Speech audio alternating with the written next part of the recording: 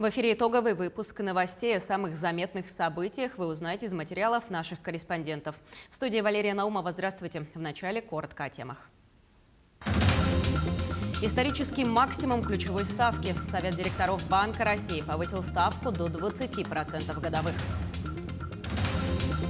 Социально-экономическая стабильность в регионе в условиях западных санкций. Глава Якутии провел планерное совещание с руководством правительства. Несколько дней в столице республики работает пункт помощи беженцам из ДНР и ЛНР. Наш корреспондент встретилась с неравнодушными горожанами. Третий пакет антироссийских санкций Евросоюза стал самым крупным и затрагивает несколько секторов. Расскажем об этом подробнее. Долгожданное событие для студентов. Для единственного СУЗа Ленского района технологического техникума приобрели здание. Центральный банк повысил ключевую ставку до 20%. Это исторический максимум ключевой ставки. Совет директоров Банка России принял решение повысить с 28 февраля ключевую ставку на 10,5% пункта до 20% годовых. Это должно поддержать финансовую и ценовую стабильность и защитить сбережения граждан, говорится в сообщении регулятора. Дальнейшие решения по ключевой ставке будут приниматься исходя из оценки рисков со стороны внешних и внутренних условий и реакции на них финансовых рынков, и с учетом фактической и ожидаемой динамики инфляции относительно цели и развития экономики на прогнозном горизонте. Также ожидается заявление председателя Банка России Эльвиры Набиуллиной по итогам заседания Совета директоров Банка России. Кабинет Госдумы по бюджету подготовит с Кабмином пакет мер поддержки российских компаний. Центробанк России делает все, чтобы минимизировать последствия от введенных санкций. Отмечается, что российская банковская система стабильна, имеет достаточный запас капитала и ликвидности для бесперебойного функционирования в любой ситуации отделений банков и банкоматов. Все средства клиентов на счетах сохранены и доступны в любой момент времени. Банковские карты всех банков, включая тех, которые попали в санкционный список, продолжают стабильно работать на территории нашей страны. Также Михаил Мишустин провел совещание о текущей экономической ситуации в России. В бюджете страны есть ресурсы для выполнения социальных обязательств в условиях санкций, заявил глава Минфина Антон Силуанов. Также он сообщил, что при необходимости будут приняты меры по докапитализации банков. Ведомство подготовило предложение о проведении более масштабной амнистии капитала. Правительство в условиях санкций облегчает налоговый режим для компаний, занимающихся научными и технологическими разработками, сказал премьер-министр. Решениями в сфере мы готовились и принимали целый ряд решений, чтобы максимально смягчить последствия и для экономики, и для людей. И в части движения денежных средств, и в части развития проектов по замещению импортных комплектующих. Коллеги, важно сейчас оперативно реагировать на изменения, действовать активно, эффективно, без сбоев и выполнять все необходимые планы. Все бюджетные обязательства, в первую очередь социальные обязательства, будут исполняться в первоочередном порядке. Ресурсы для этого есть. Глава Якутии поручил правительству принять все меры по сохранению социально-экономической стабильности. Глава Якутии Айсан Николаев сегодня, 28 февраля, в ходе планерного совещания с руководством правительства и администрации главы и правительства озвучил важность принятия исчерпывающих мер по сохранению социально-экономической стабильности в регионе в условиях западных санкций. Лидер республики подчеркнул, что президентом страны было сделано очень многое для решения этой проблемы. Сегодня мы живем уже абсолютно в новых политических реалиях. В реалиях, когда западные страны, европейские страны и Америка с их союзниками практически объявили нам войну. Война была раньше невидимая, холодная. Президент нашей страны делал очень много для того, чтобы решить проблемы. На самом деле требований у нашей страны было совсем немного. Мы просили, чтобы Украина не входила в страну НАТО и была нейтральной страной. Больше у нас, в принципе, других требований нет. В результате 8 лет мы наблюдаем, как на территории Донбасса и Луганска убивают людей.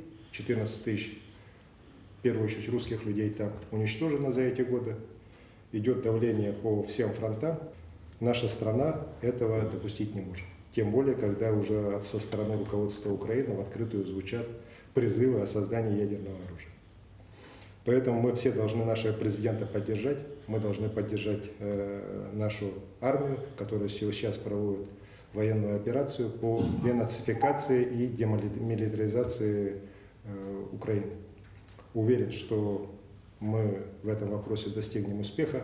Сейчас идет, конечно, беспрецедентное давление, идут санкции западных стран, которые, конечно же, они не приготовили не вчера, они давно были заготовлены. И, скорее всего, в любом случае они все равно были бы запущены. На территории Якутии заработала горячая линия по вопросам беженцев и контрактной военной службы. Номер горячей линии 122. Как сообщила военный комиссар республики, ранее к ним поступали звонки от родителей лиц, которые сегодня несут службу в военных частях страны, а также от родных тех, которые несут службу по контрактной системе. Военный комиссариат, исходя из входящих звонков, сформировал 3 блока ответов, которые в данное время к ним поступают. Сейчас 3 блока сформировалось. Первый блок – это когда поступают вопросы родителей по поводу военной службы граждан, которые проходят ее по призыву. Официально Министерство обороны на сегодняшний день заявляет, что военнослужащие, проходящие службу по призыву, в боевых действиях не участвуют. Даже если кто-то оказался в районе проведения, они у нас занимаются в подразделениях обеспечения, либо на полигонах, либо в частях, которые не участвуют в боевых действиях. Второй блок вопросов – это родители военнослужащих, которые проходят военную службу по контракту. Тоже сразу предупреждаю, что вопросы, связанные с тем, чтобы вызвать на связь данного гражданина, либо там написать письмо и прочее, на сегодняшний день это невозможно в целях безопасности самих же граждан, которые проходят эту службу. Условия маскировки и прочее, соблюдение безопасности. И третий блок вопросов, который у нас сейчас участился, это обращение добровольцев для того, чтобы их направили для участия в боевых действиях. То есть в Луганскую, Донецкую Народную Республике. Тоже официальная позиция на сегодня. Никаких указаний, никаких формирований отрядов, никаких направлений военные комиссариаты в указанные регионы не ведут. На базе ресурсного центра добровольчества Якутии с 28 февраля в столице работает пункт помощи беженцам из Донецкой и Луганской народных республик. Координируют работу волонтеры штаба «Мы вместе» совместно с Общественной палатой Якутии. Жители Якутии могут помочь тем, кто оказался в сложной ситуации, был вынужден покинуть свой дом. Ульяна Шагина встретилась с неравнодушными горожанами. Столичный предприниматель Вячеслав Решки также решил не оставаться в стороне. Волонтерству ему не привыкать. В ресурсном центре добровольчества компания Вячеслава – постоянный помощник.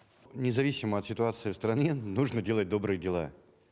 Потому что это гражданский долг. Важно, что есть люди, которые в нужде. Мы работаем с центром давно. Регулярно поставляем и одежду ребятам, и антисептики, перчатки, потому что они работают с малосемейными, с пенсионерами. И с 2020 года мы активно работаем с волонтерским центром. Сами являемся волонтерами. Пункт сбора по адресу Орджоникидзе, 10 работает без выходных с 10 утра до 8 часов вечера. Неравнодушные горожане очень активны, подчеркнули в штабе. Везут все от продуктов питания и до одежды. Якутяне не оставляют в беде тех, кто сегодня нуждается в помощи. Сегодня, допустим, привезли, как мы видим здесь, одежду. Есть даже компании, которые коробками везут постельное белье, чайники. И здесь даже есть, мы видим, допустим, гирлянда, может быть, кто-то использует ее через год, а также, конечно же, это детские товары, каши, пюрешки, и, конечно же, помимо канцтоваров, это медицинские товары, которые также сейчас актуальны. Люди активно подключаются более-менее. Помимо этого у нас заработала горячая линия, по которому можно обратиться по поводу оказания гуманитарной помощи. Это 508-892, 508-893, где можно тоже также позвонить и уточниться и перевозить гуманитарную помощь. Помимо этого, через сайт Российского Красного Креста для беженцев из Донбасса, основная масса которых сейчас базируется в Ростовской области, можно перевести и финансовые средства. Между тем, Алданский район также готов принимать от населения гуманитарную помощь. Он будет открыт в городе Алдан, улица 1 квартал, дом 6. С 12 до 3 часов мы принимаем гуманитарную помощь от населения. Хочу сообщить, что уже поступают звонки о том, что люди с радостью помогут, и у меня уже полный багажник новых вещей, вот, и которые, естественно, пойдут для беженцев, в помощь для беженцев. Работники пункта отметили, что предметы гуманитарной помощи должны быть новыми в цельной упаковке с этикетками в равных пропорциях, укомплектованы в отдельные коробки по группе товаров с описью. Ульяна Шагина, Георгий Григорьев, Якутск.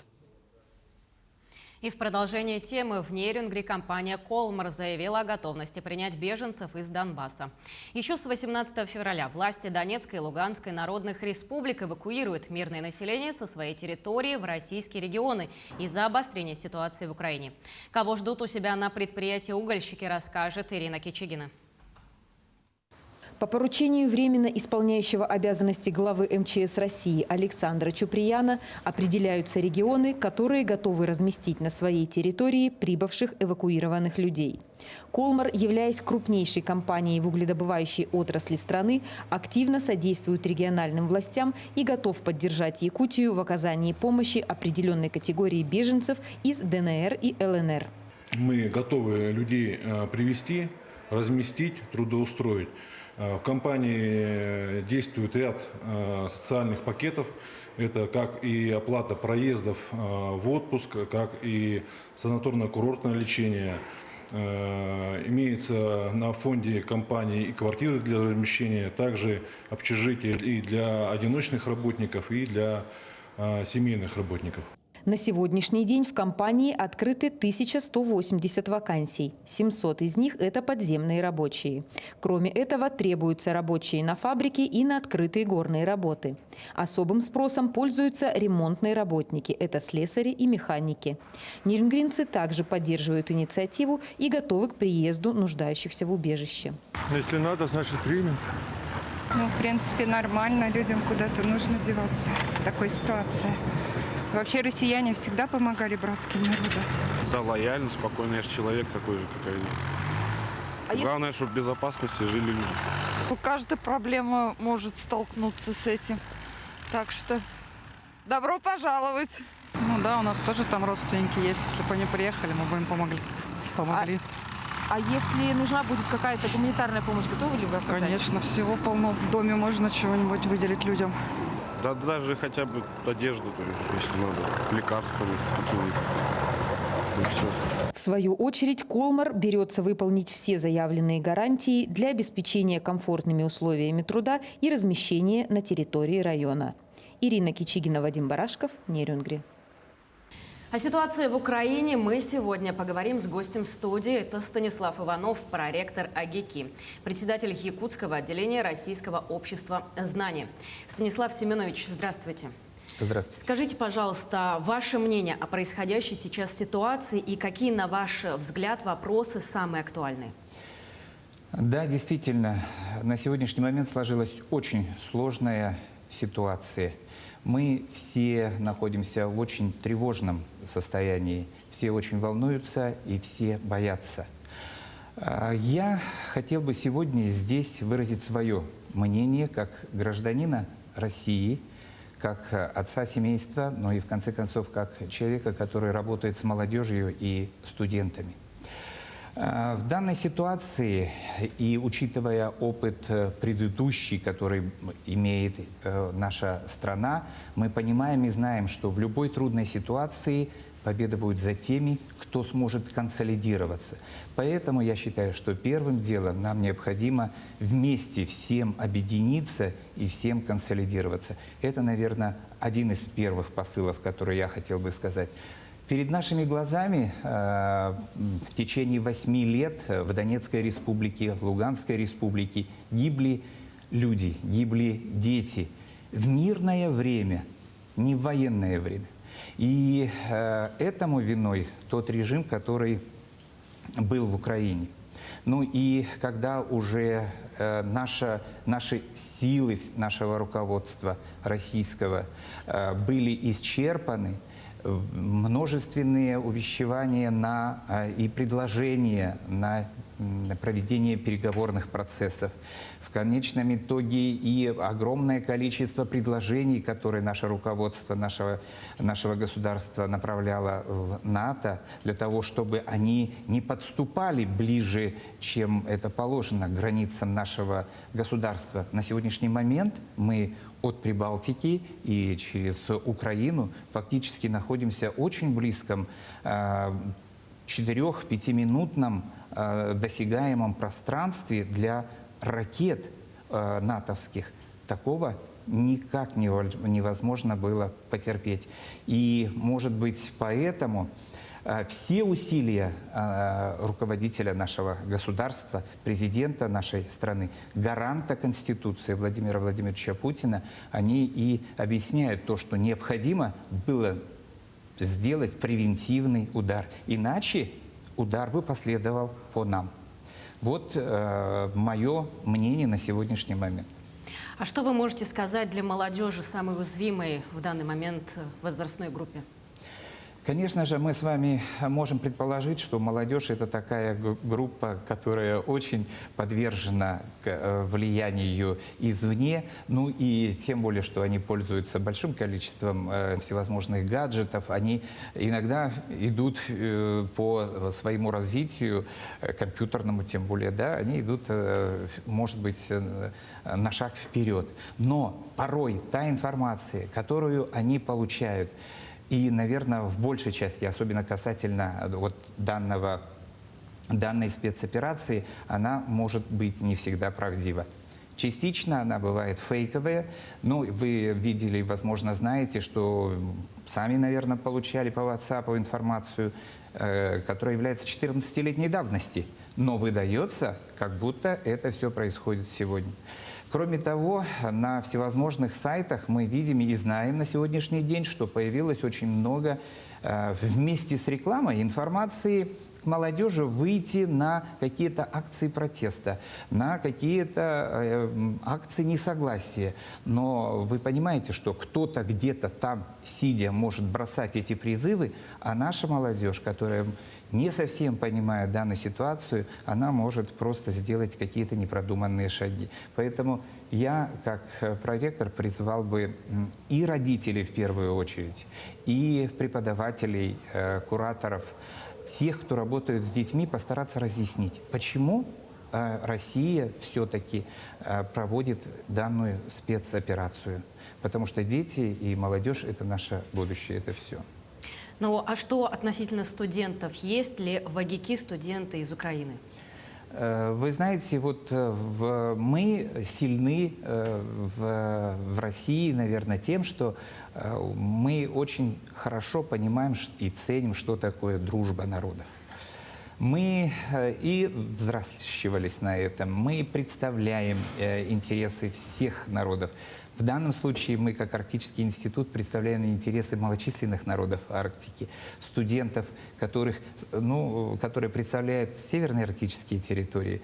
И, кроме того, у нас учатся и таджики. Вот нынче приехал у нас мальчик из Монголии, он захотел посмотреть Якутию, он приезжал сюда, он влюбился в Якутию.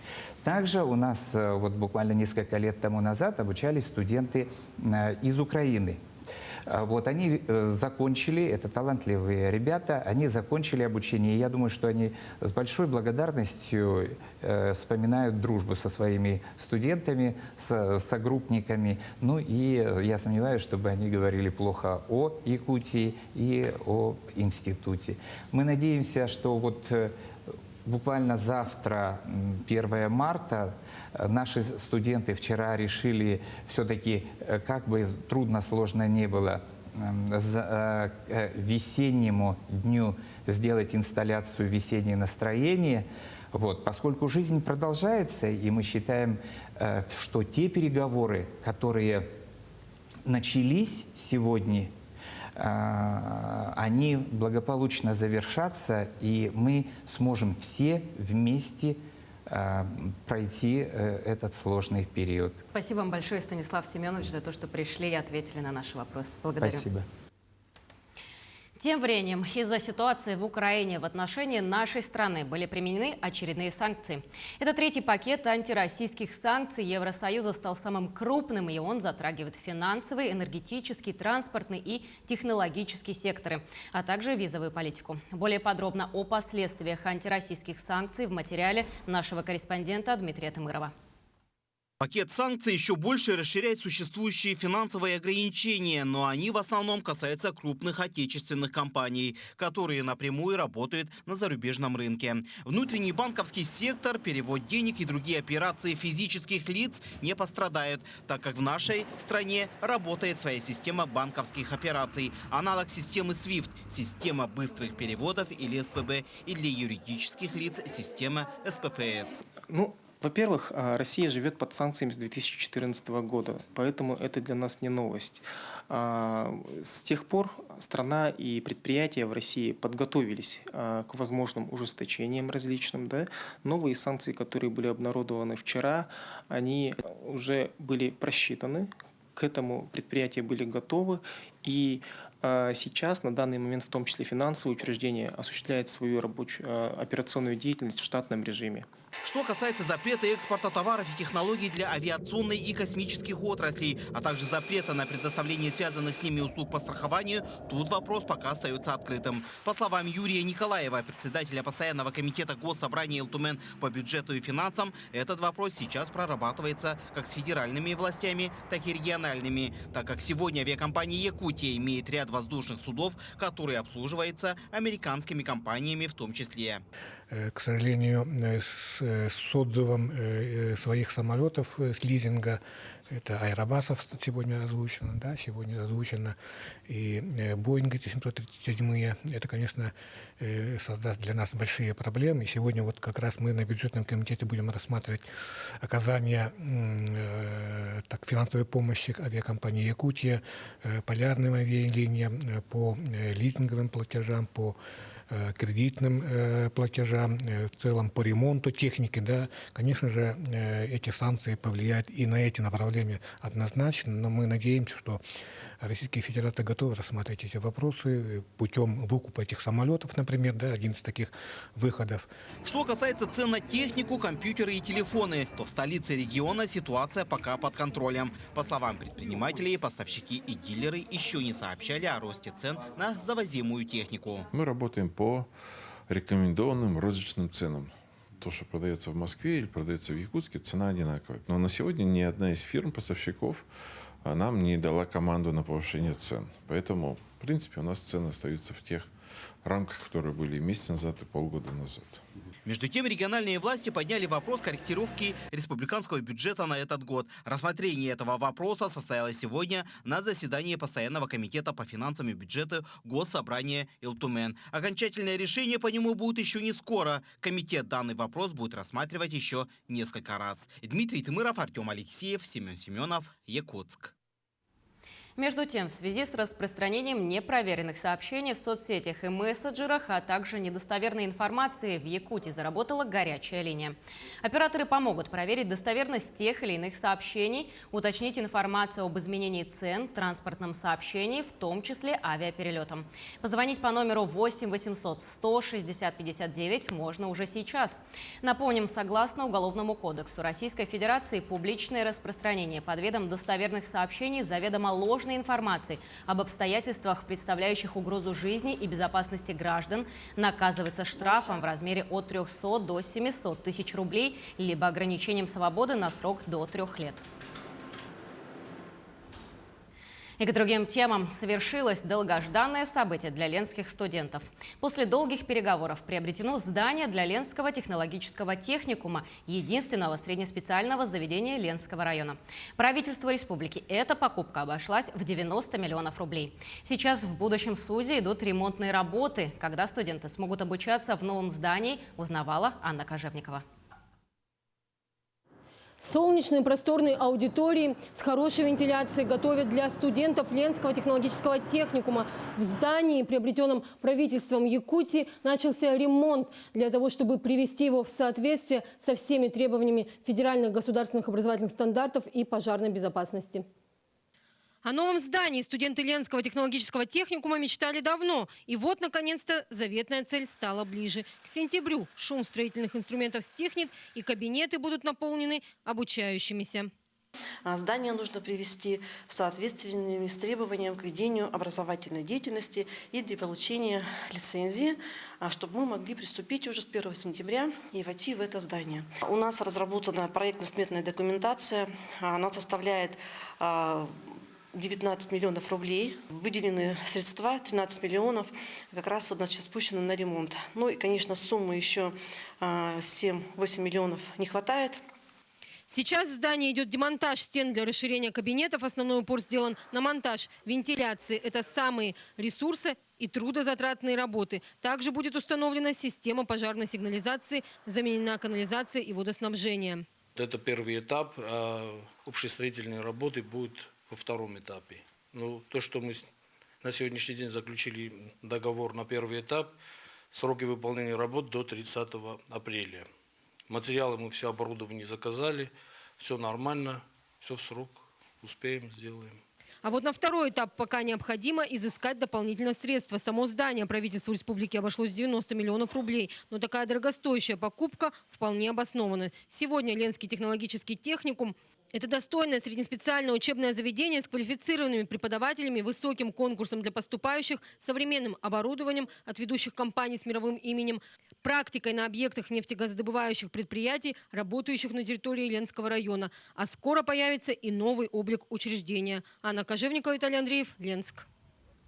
Таким наши корреспонденты увидели уходящий день. Мы продолжим следить за новостями. Оставайтесь на нашем телеканале.